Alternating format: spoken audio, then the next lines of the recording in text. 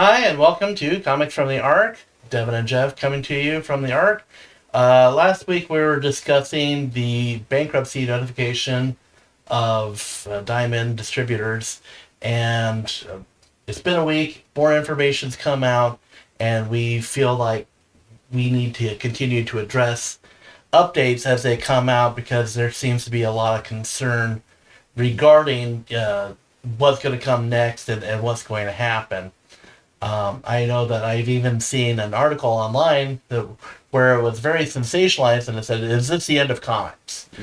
Well, and that's something that definitely came up very quickly, especially where, and this is one of the big ones that we've really had to do some adjusting fire on was when Image dropped Diamond, and I mean just straight dropped him. They went the DC route.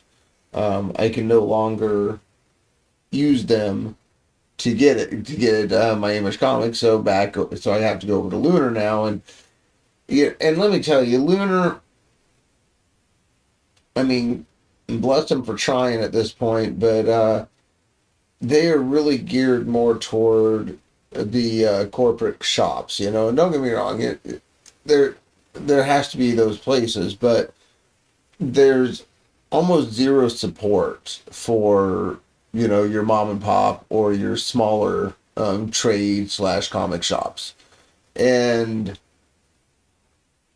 so it's gonna possibly cause some problems going forward. I mean, I've already run into it a few times, and you've seen it where we have to defer a shipment for 1 week because it's happens to be a low print week from that publisher, and And it's DC. yeah, and it's DC, and yes, I am absolutely complaining about Lunar on this one, um, because it's not like they flag X copies are deferred for next week's shipment for you, or they have a box that they've started for you that's off to the side. Which I don't expect that one, but they should at least defer them in their computer so that When they get around to sending you yours, they'll be there. But they don't even do that. What they do is they're like, oh, you don't have enough to ship, so we're not putting anything in your box at all, and we're not doing anything. And so they'll fill even. So you might have put your order in like a month before the final order cutoff, but somebody that put their order in that day because they realized the book is selling for 3 times its MSRP is going to get their order because they made sure to go over that minimum. And so, and then they move on to the next person. And yeah, if when they circle back the next week to fill your order, if it's not if you're there, out, if you're out, you're out. Exactly. And so now, what I am hoping is that we see more things like, oh, I'm trying to remember. Vault is the one that comes to mind initially that's doing it. They're going to do a direct market from Vault. Like you can set up an account. an account with them, and at certain volumes you get free shipping and minimum 50% off, and it'll scale, etc., etc. Which yet again, not terrible, but it's that shipping that's going to come to bite all your small shops, because now all of a sudden that 50% that you were getting is whittling down real quick if you're not buying a fairly decent amount of books. Again, and if you're buying a relatively decent amount of books, you might as well just buy enough to get to free shipping. So Well, it's and it's a yeah, numbers game. And unfortunately, with Vault, the number of people subscribing to Vault Comics yeah. is relatively low when you compare it to Image, Marvel, DC, and so forth. Well, more specifically, even just Marvel. Image is probably second for subscribers in our store.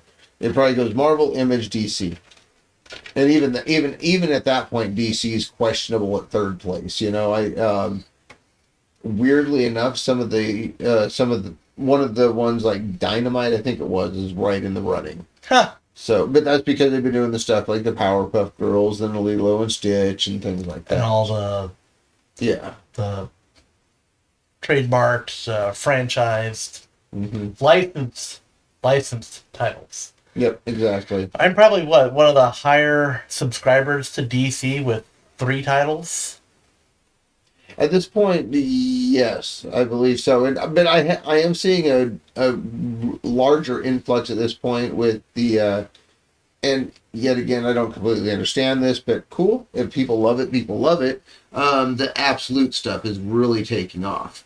Um, so that's added probably, quite a few more subscribers, but it's on very specific titles. Absolute Batman, Absolute Superman, Absolute Wonder Woman are the three that, have definitely swung up. And then Superman itself is starting to kick back up because of The movie. well, specifically the Planet Doomsday storyline they're doing, like in the most recent issue. I think that's this week actually. But point is, it's DC just doesn't have a lot that I get subscriptions for now. They do fairly well off the shelf, and a lot of that has to do with the aesthetic of a DC book. They're still doing a very nice job with their printing. They're putting it on good quality paper, and you're just getting a better look in the art in general. Well, and correct me if I'm wrong, but the DC titles, the covers are more like a standalone piece of art. You can look at it and it either tells a story or it's an iconic looking image, whereas Marvel's doing more of like a story related cover where But are they a lot of times? I mean, how often nowadays are you getting where it doesn't even relate even? well, but some of the Marvel covers have been a little more like either a snapshot inside or part of the story. And so Yeah. if you're not familiar with the storyline, you're going to like, well, You're what's talking going on? about like the FOC reveal covers and Well, stuff like that. like even because- Avengers, Yeah. it had Black Cat on the cover, and she's like, "Oh, I'm up to something," Yeah. Whereas like Superman and Supergirl, you just have iconic pictures of them flying and looking heroic. Well, I think the one that you noticed most recent on that one was Crypto, on the cover, not in the book. Yeah, So, bastard. but anyway, I guess the point is, we've got Images pulled the plug with Diamond America. Now, I believe from what I've been reading, up to, and this includes Tuesday of this week, that Image is still going to work with Diamond UK for supply. I'm not exactly sure how that's going to play out or anything, but I was reading something about that today as well. Well, and I read. And then previews would be the other thing that I really kind of have been keying in on is what's going to happen with this, because at this point you've got DC Connect, you've got the Marvel previews, IDW's putting out their own at this point. So is IDW has their own little previews magazine. So everybody's starting to do their own, and it's only your toys and your very small publishers that are really showing up in your like big old thick catalog, like we were saying, Antarctic Press, Vault, Dynamite, stuff like Xenoscope. Well, if you look at like television, for example, cable companies used to make their money by combining, all of these smaller channels with one or two really big. Like if you want the basic channel, it's basically what Diamond did in the 80s and 90s. It's like, okay, the only way that people are going to subscribe to this random ass channel is by throwing it into a package with all these other bigger companies, and it kind of leveled the playing field, and it was able to get the foot in the door. And then, anytime that you added a package, you would get more of the premium stuff, but then you'd also get more of the others. But we've walked so far away from that at this point. Right, now we've gotten to Netflix and Max and Disney Plus, and it's kind of like Marvel, DC, and IDW coming out with their own previews. Yeah, well, and it's not even just their own previews. Let's look at it from the larger standpoint. Is they went to their own publishers too. Like Vault distributing for itself. Marvel's over at Penguin with a couple of the smaller publishers, IDW and Dark Horse. People are swinging over now to the lunar side. So we're going to see what happens there, because I think I've seen, like Ahoy and Fantagraphics and Image, and there's been a pretty good handful slowly working its way that way. Now, where's that going to leave Diamond in the middle of all this, especially considering that they're trying to restructure. well, not only that, but so we're late on our previews to start with, because, well, apparently they owe the printing company that prints the previews about $240,000 roughly. And I guess that the printing company is kind of, throwing on the floor and saying, "Well, my money," and they're going, "We got a loan," So now. JP Morgan Chase Mafia has given them their loan to be able to pay off their first loan to the printing mafia. 41 million to keep operating. One of the things that I had read was that Well, real quick, but anyway, so the guy that has been writing previews, I guess, is sitting down to write the March one, which means that as of now, we at least have this month's and next month's written, January's and February's. Pretty sure from everything I've been seeing that they plan on being at least through March with the previews. Going forward past that, it's still going to be a play it by ear every single month, because we're not sure which way this is headed. If you're not going to get some conglomerate come in and buy them out, I guess there's some talk that even one of the larger publishers buying it would be an option. So, well, okay. So a couple of things that I had found out was that Dynamite, Distillery, Archie, and Valiant are still Diamond exclusive. Yeah. And so, not that that's going to completely lift the burden, but at least some places are staying with Diamond for the moment, which, again, they're restructuring. It's a Chapter 11. And so if they can continue doing business, they can limp along for a little while, then they can take the next step. But if everyone bails on them, like it was the great stock market crash of the Great Depression, then that's when you're going to have bigger issues. And it's already starting to see some of those movements. Yeah, well, and out of that list, I mean, archery is probably the biggest, which is weird to say. But out of that list, Archie is probably the largest publisher. But you were also talking about conglomerates, and I actually did some research, and Penguin Random House is actually owned by a German media company called Bertelsmann. Yep. And so when Penguin and Random House were two separate entities, they combined together, and then this entity came in and bought those. And last week we were talking about how the Montreal Universal Distribution out of Montreal had already signed on to buy Alliance and Diamond UK. And so we were talking about how things were starting to be footholds for other countries.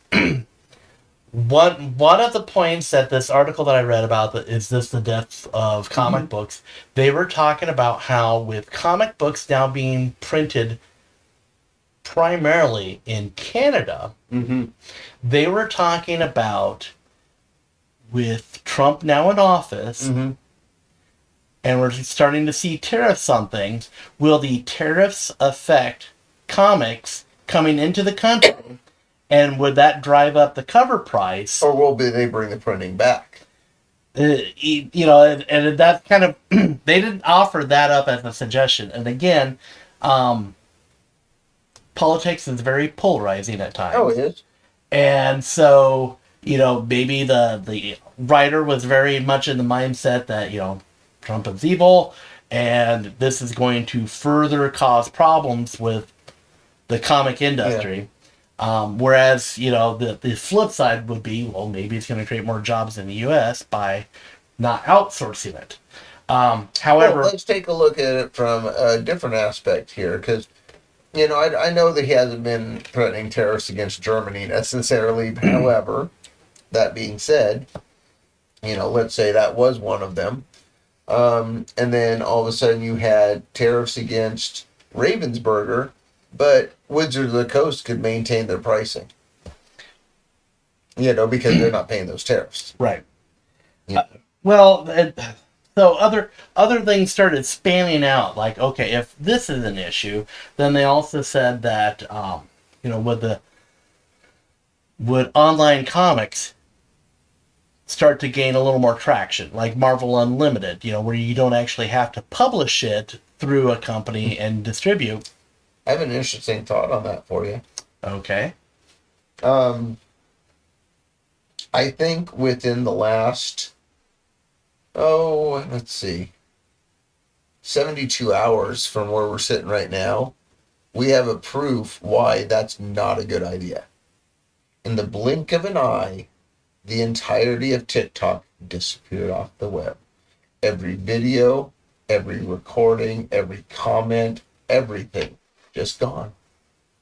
Now, if you're depending on, these sources for, not only your comic books, but let's go across the board on this stuff, and take a look at your comic books, your currency, and everything else. If they have the ability to just turn off something like that, they have the ability to turn off all your comics. And then all of a sudden they can be like, oh, you have to buy the new service.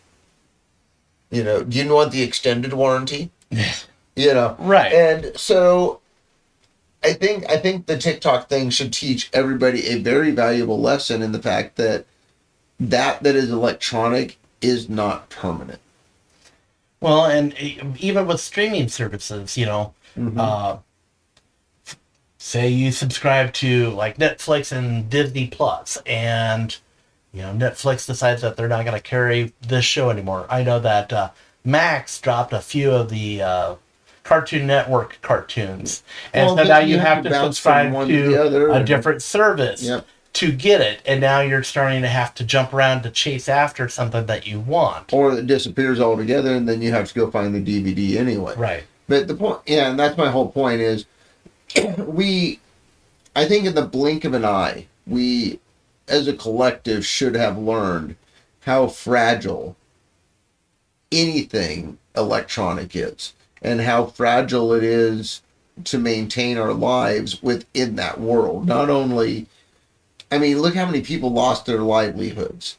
And then you look at the fact of if they could turn that off that easily, how quick could they turn off? Here, real good example. They've moved a lot of like your food stamps and stuff to those debit cards. Mm-hmm. Just a flick of the switch. You didn't do what you're supposed to today. And that's not to say, because I know that I've heard plenty of horror stories, and I'm sure you have. Yeah. Where someone's like, my collection got so big, I had to get a storage unit for it. Mm-hmm. We had a flood. The roof leaked. Mm-hmm. Someone broke into it. We got rats, silverfish, whatever, Yeah. And that's not to say that having a physical copy of something couldn't also get wiped out. But at the same rate, you have the ability to go and try to retrieve it. Yeah, you can go. Yeah, you can go back out to a comic book shop and say, okay, I had these destroyed. I have to start replacing them. Right. You don't. How are you going to do that if the internet just shuts down? How are you going to do that?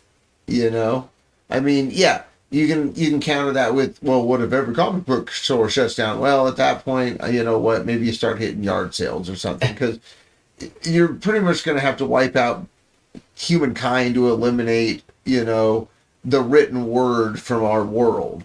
Whether it be a comic book or, forget the Constitution or the Gutenberg Bible for that matter. Steve Gutenberg has his own Bible? Yeah, right. But so I think that, like I said, we need to learn a lesson from this and realize that no, you don't have to say, okay, I need one to read, one to collect, and then I want to buy the 3 variants, and so you end up with 5. No, you don't have to be doing that. However, unless it's your thing. Well, that's why I'd say you don't have to be doing that. However, if you are truly wanting to be into the comic books and you want to be able to read them, I would say that you almost have to maintain some sort of physical copy, whether it be with the original book, a trade paperback, omnibuses, whatever the case may be. Um, another couple of things that I had read in this is that the downfall of the comic books. Mm-hmm. They had mentioned that the actual the entity that Diamond owes the most amount of money to is actually Penguin Random House. They owe 9.1 million to Penguin Random House. Probably for the Marvel coming across to them. So it's one of those things where, again, they were trying to link, if Diamond fails, then that's going to be, a blemish on Penguin Random House, and they're going to be losing assets. But again, by saying that they're owned by this German media conglomerate, they're going to be able to absorb it a little bit better. So I don't feel like it's going to be.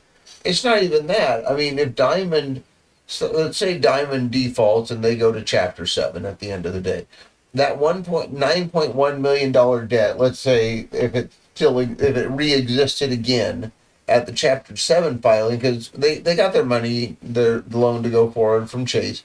Basically, Chase is going to take everything back, sell everything off, and yeah, you might end up with a short sale on the debt, but you're not going to lose that full $9 million. No, you would probably recover, $7 million. $6 million, yeah. Yeah, 6 or 7 million or something. But yeah, point is, you're going to get something back out of it at the end of the day, no matter what. It's just not automatically gone. Well, and again, with Chapter 11 bankruptcy, the creditors actually have the ability to have a say in the business model restructuring. So if Diamond says, well, this is what we want to do, and the people who they owe money to are like, God, that seems a little risky. I don't want to lose more money in this. No, don't do this. I'll just cash out now. So again, they have a little bit of say in the matter. Again, the judge can squash it and say, this is what we're going to do anyway. Yeah. But at least the creditors have a say in the matter before it gets to that point. Well, at the end of the day, what they need to do is sit down and figure out how to run their operations the same way basically Penguin does. And I wish that, for example, Lunar could do the same thing, or any company that's really supplying at this point for games, comics, toys, etc. Because it doesn't matter what you are, big company, small company, middle of BFE or middle of LA, whatever the case may be. We all get the same percentage, and we all pay, and we all get free shipping. Is a level playing field for us when it's coming from Penguin Random House.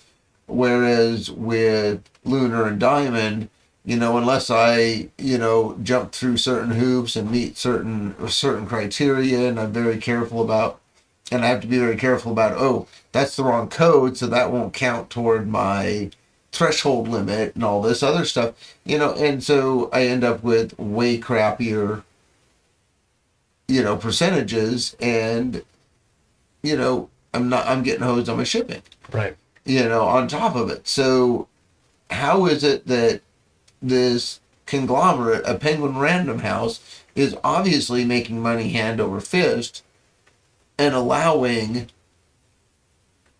the small shop and the large shop to pay the same amount, whereas that has not been the standard with, it looks like, any other company? Well,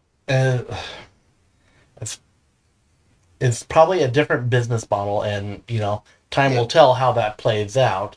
And again, we discussed how the smaller publishers and the people who are trying to break into the industry, those are going to be the people most affected by this, because Diamond was very good about letting these people get their foot in the door and come to the table and get their stuff out there. And now it's going to be people jockeying for position and fighting for a place at the table. And then again, with the larger companies, if they don't publish enough to, get a certain percentage, then are they going to be able to make enough to stay in business or continue operating the way they have. Well, what I look at on kind of the direction you're headed here is this. Um, if Diamond looks at it from not, I have 500 companies sending me a bunch of different books, as much as I have this many books that go out, they're probably putting out, on average, my influx every week is about equal between Penguin Random House and my Diamond order. My Diamond order is a little bit lower, but it's mostly because Marvel's over there now. But it's not massively different. Um, that tells me that somewhere in their model, if they restructured it properly, they could do the same thing as Penguin. Get me that, the shipping proper, things like that. There's been so many times, and this is one of the things that I've definitely noticed from Diamond, and that I can guarantee they're losing money hand over fist. They have these boxes that they're probably about 2 foot tall, about 2 foot wide, and about 18 inches deep. They're the real large boxes. Right. You've seen them come in. And I've had those come in, and there's like probably 75% of it's filled with bubble wrap. And yeah, it's light as hell, but you pay for linear inch, man. And so I mean that's got to be killing them. They could have put it in any one of their other size boxes. Right. So stuff like that would definitely play a factor, and Yeah. if you just clean up some of that, then that could resolve, a significant problem for them. Yeah, which Penguin did efficiently at the beginning. I mean, their first orders were horrid. They couldn't pack comics to save their lives. They didn't know what they were doing. Their packing was horrible. Their packing material didn't work well. Tons of damage. Plus, you had Marvel trying to switch over to this new tissue paper, and it was just one thing after another. However, Penguin quickly adapted to it, and they now have a even better process for shipping their comic books than Diamond does, in my opinion. I get less damages, or fewer damages from Penguin Random House than I do from Diamond Comics on a regular basis. It's that German efficiency is what it is. It's got to be perfect Nugan. Perfect. But anyway. So, anyway, what else you got on it? Well, the one other point that had been brought up was that with Diamond, Diamond was an umbrella for smaller companies. You had Alliance, which handled the gaming. You had Diamond UK, which handled the European aspect of their distribution. You had the U.S. distribution, but there was also Forbidden Planet and everything gets supplied by them. But Awesome. they also have a toy component for distribution, and so they had talked about how with the toy part that a lot of the bigger corporate entities are doing a lot more of like the Funko Pops and the action figures and what have you, because they were talking about how you get a better return selling that than you do comic books. And they were talking about how, when you sell comics, you get, X amount for each sale that you make, or You're for each making issue. X cents X per cent- book. Right. Yeah. Whereas when you sell a Funko Pop or an action figure, or, some X type of dollars. yeah, then Yeah. you're getting a bigger chunk back, and that's where the money is made. And they were talking about when the toy aspect goes under or gets sold off, then the comic book stores are going to have to find a way to adapt so that they can still make it, because the payback on the comics isn't like the payback on the toy aisle. And so then they were concerned that either A, the prices would go up on each unit so that you're paying more so that you get more of a return, or B, it's going to cause things to start to decay and crumble because it's not enough to support, or you're going to have, the smaller mom and pop places close, and then you're going to have more corporate comics, larger stores, Well, or go back to your, mail order business. it's online presence. And that's exactly it. I mean, we saw that all the way from Black Friday through the holidays. 85% of sales, I think it was, or something like that, were, for the Black Friday weekend, were like online sales or something. And some of that was probably fluffed where, they'd go into the store and then have them do it on the iPad or something, Right. to make their website look good or what, but even beyond that, even if you take it down to a solid 50%, holy crap, that's a chunk. That is a chunk. So yeah, it's hard to tell, I guess where I'm going with on it, because we're dealing with not just the problem of the company and what assets going to go where, but we're dealing with the problem of, a unsure consumer at this point as well. That is definitely playing into everything.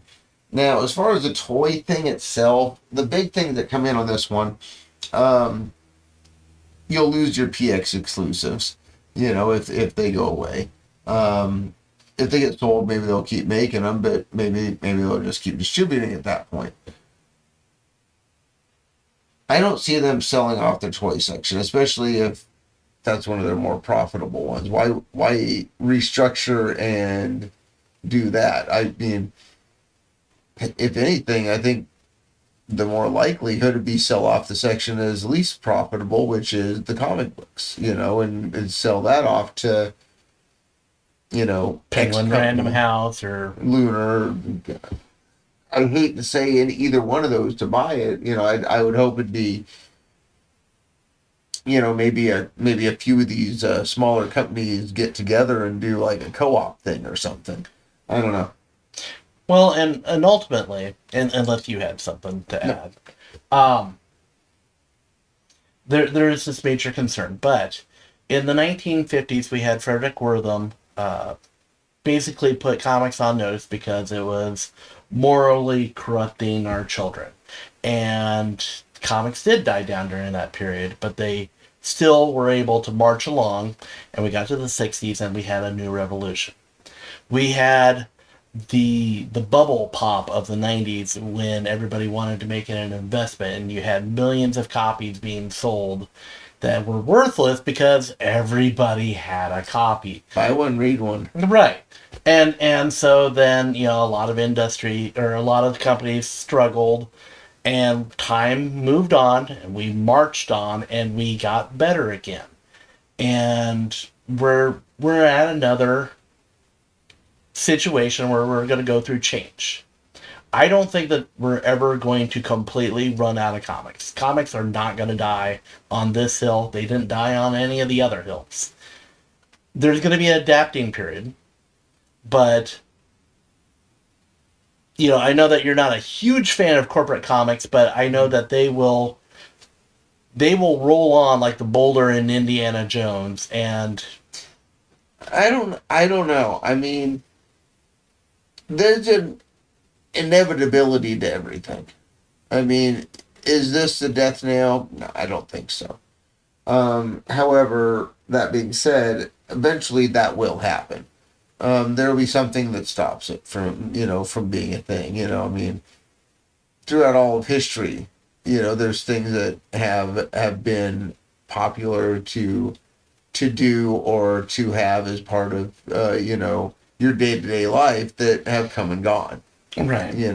And I won't call it a fad because it's not a fad. This is part of life and has been for quite a while. However, things change and eventually it will go away.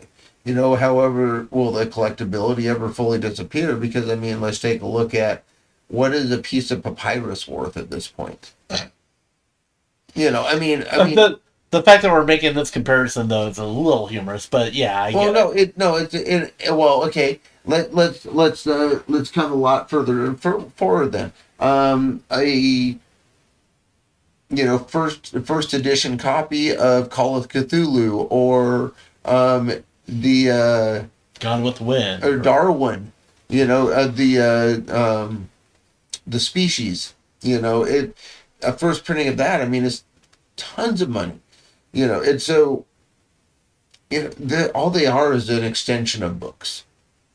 I mean, all they did was tack another word in front of it. So right, and it's a variation of that. yeah, and so there'll always be a collectability to it. Now, do they survive in anywhere close to their current form? Because take a look at just where they've moved from already. They used to be basically a magazine, and now we're getting down to thick pamphlet.